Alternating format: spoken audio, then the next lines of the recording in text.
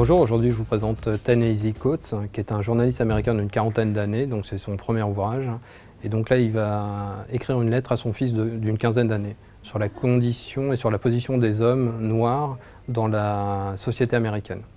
Donc il prend en fait, lui comme contexte, sa position à lui en tant que jeune, donc l'éducation qu'il a pu recevoir de son père, qui lui descendait des esclaves, et donc tout son vécu et tout son ressenti vis-à-vis de la position du corps noir, parce qu'il utilise extrêmement souvent ce terme-là de corps noir dans la société américaine.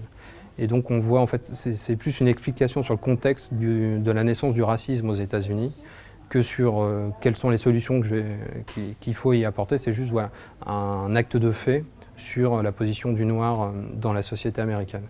Donc ce qui finalement est très intéressant dans ce livre, enfin, c'est de voir les évolutions. Déjà, son père, Ta-Nehisi Coates, a connu une situation du noir dans la société. Lui en a connu forcément une différente. Son fils va forcément aussi en connaître une différente parce que déjà il y a un président américain noir. Et donc voilà, c'est ces évolutions-là de la société américaine et du racisme. Et la préface qui est faite par Mon Bon Coup, qui dit quand même qu'il y a des différences entre la société française et la société américaine. On n'a pas les mêmes façons de gérer ce racisme-là vis-à-vis des Noirs, mais qu'il y a quand même des ponts qui existent, et ça permet quand même de pousser aussi la réflexion sur notre société à nous, et sur ce que devient la France et son racisme. Alors je vous présente le nouveau roman de Ketevan Davrichevi, L'autre Joseph, aux éditions Sabine Vespiezer, pour lequel j'ai vraiment eu un gros coup de cœur. En fait, elle raconte l'histoire de son arrière-grand-père, Joseph Davrichevi, qui est né à la fin du 19e siècle en Géorgie, dans le même village, et quelques années après, un Joseph beaucoup plus connu, celui-là, qui sera Joseph Staline. Donc elle raconte en fait l'histoire dans une Géorgie encore très rurale, de ces deux Joseph qui vont avoir une vie quand même assez parallèle. Dans une effectivement Géorgie rurale, également sous la coupe d'un voisin quand même assez omniprésent, qui est la Russie. D'accord ? Et elle raconte notamment comment va naître leur conviction politique, leur ferveur surtout révolutionnaire, et ce qu'ils vont devenir tous les deux. Donc on connaît ce qui va arriver effectivement à Joseph Staline, un petit peu moins effectivement pour son arrière-grand-père, qui en soi va être avoir une vie de vrai personnage de roman. Il va être espion, il va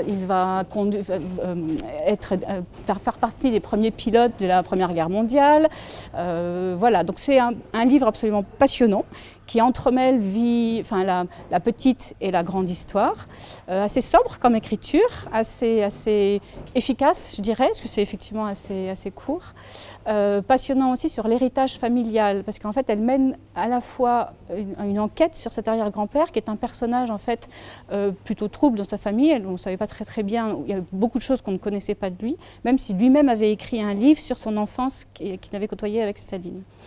Voilà, un super roman. Moi j'ai eu vraiment un bon coup de cœur, passionnant, on apprend beaucoup de choses. Voilà, donc L'autre Joseph de Ketevan Davrichevi. Je vous présente Je suis Charles Liberté d'Arthur Ténor, qui est un livre jeunesse dédié aux enfants d'à peu près 12 ans, enfin entre 10 et 12 ans. Et c'est donc un livre qui suit l'actualité, qui prend toutes les thématiques qu'on a nous actuellement là au niveau de la société, qui sont la liberté d'expression et la laïcité. Donc c'est une histoire de collégiens qui sont en classe de 3e, qui souhaitent monter un petit fanzine à 3. Et donc c'est toutes les embûches et tous les soucis qu'ils vont rencontrer pour monter ce journal. Donc ils vont réussir finalement à publier avec l'accord du proviseur.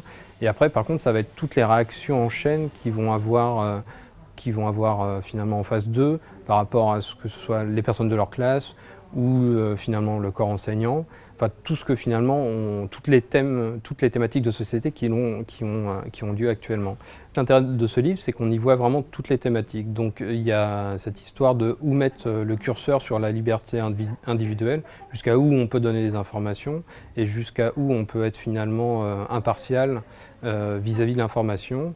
Il y a aussi, ça traite aussi de la religion, donc qu'est-ce que la laïcité ? Est-ce que nous, on peut accepter que l'autre soit différent ou pas?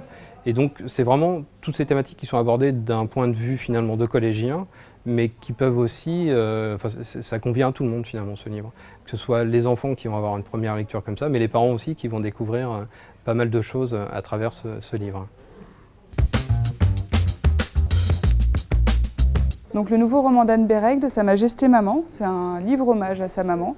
Elle a toujours écrit sur sa famille dans tous ses autres romans, mais là c'est vraiment un livre pour sa mère au moment où elle est hospitalisée. Donc on sait dès le départ que sa maman va mourir, mais c'est absolument pas dans le pathos, c'est plutôt un livre tendre où elle raconte cette relation mère-fille qui n'a pas toujours été facile, c'était pas une maman forcément tendre, mais voilà, elle se pliait en quatre pour ses enfants, elle essayait de leur faire un festin avec 2-3 aliments qui traînaient dans le frigo, elle les a éduqués à la lecture, etc. Donc elle raconte cette relation, il y a des moments où elle raconte ses souvenirs avec sa mère et puis des moments d'échange entre sa mère et elle à l'hôpital. Elle dénonce aussi les systèmes de santé en Norvège qui n'a rien à envier des systèmes de santé de pays du tiers-monde, c'est vraiment très violent. Voilà, c'est un très beau livre, c'est tendre, c'est drôle, c'est touchant, mais c'est absolument pas triste malgré le sujet.